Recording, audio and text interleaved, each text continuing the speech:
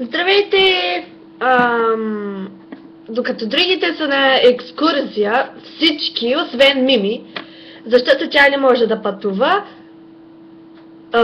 казаха, че отишли на екскурзия, защото в къщата имал някакво чудовище. Да бе, да, само за забавление го правят, нали? Какво е това нещо?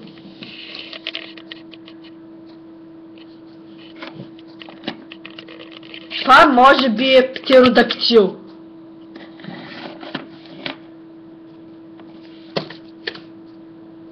Живо е!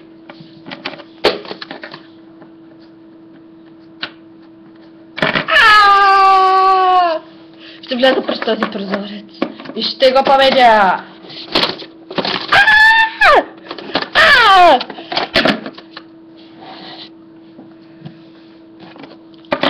Няма. Погледни ме!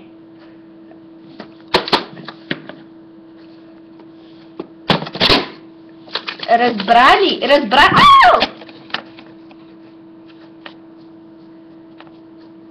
Кацна ми на главата!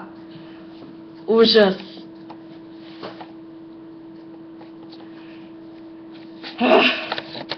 Излетя далеч.